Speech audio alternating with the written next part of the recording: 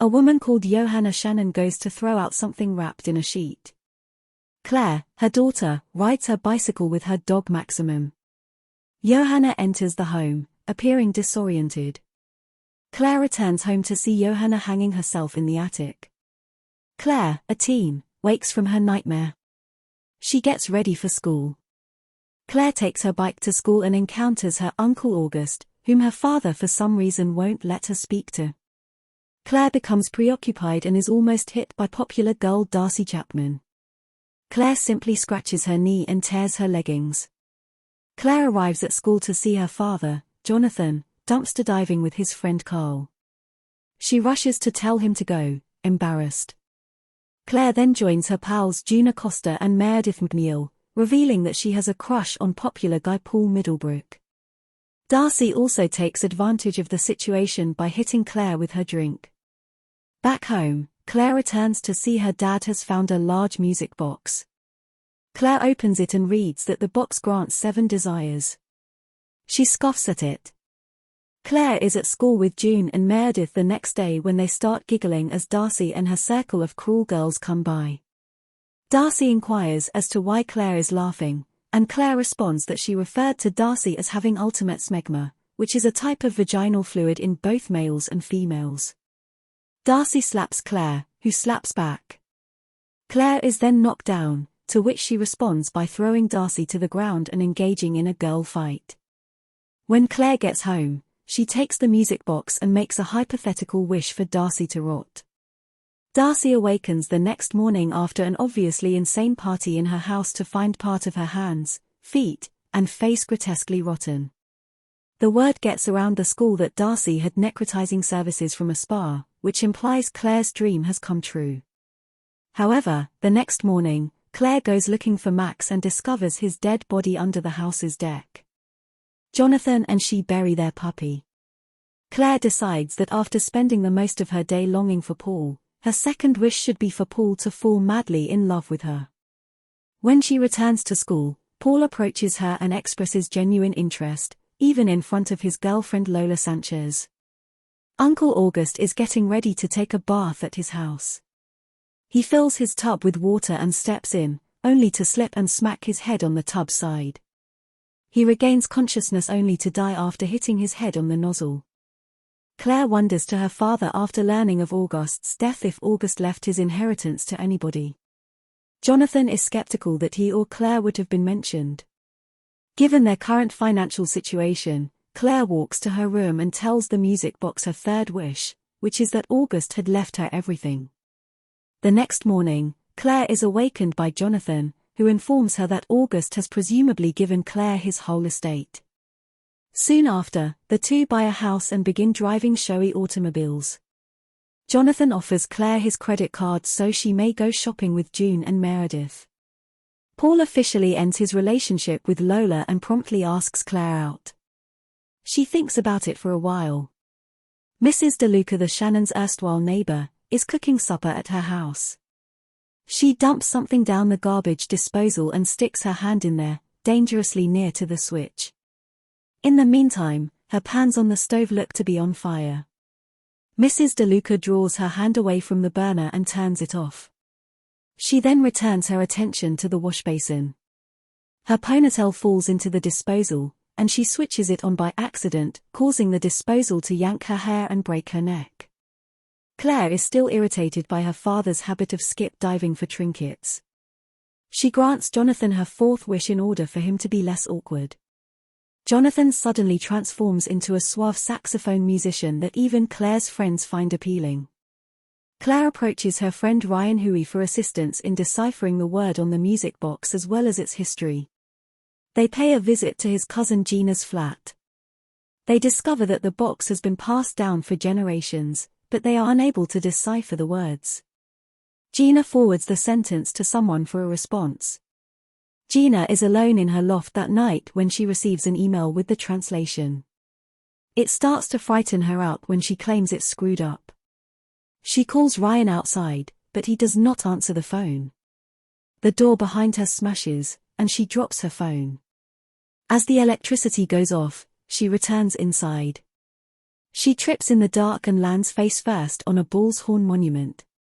Claire is now Paul's girlfriend at school, but none of his pals want to hang out with her after Paul dumped Lola for her. Claire then wishes she was the most popular girl in school. She is then invited to a party with Paul, where they have a fantastic time and go to his vehicle to hook up, only for Claire to discover that Paul is chatting to other females behind her back, as well as spying on her and photographing her. She abandons Paul. Ryan discovers Gina's phone on the ground and rushes up to her flat, only to discover that she has died.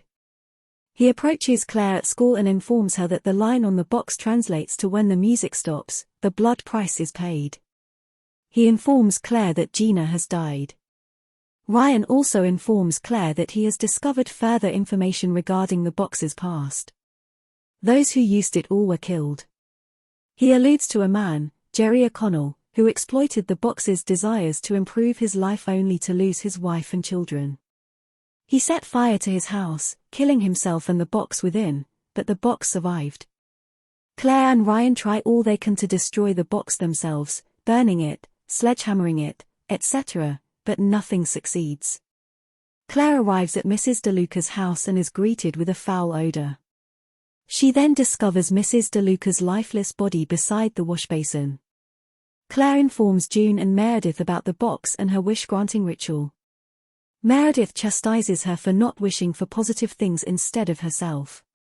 Claire is persuaded to get rid of the box by June. Claire begins to do so, but then chooses to retain the box in case something happens. Claire discovers Paul has broken into her room while she is sleeping. He inquires as to whether their relationship is finished. Claire makes it clear that it is by slitting his wrist. He is eventually transported to the hospital. The females congregate in a motel.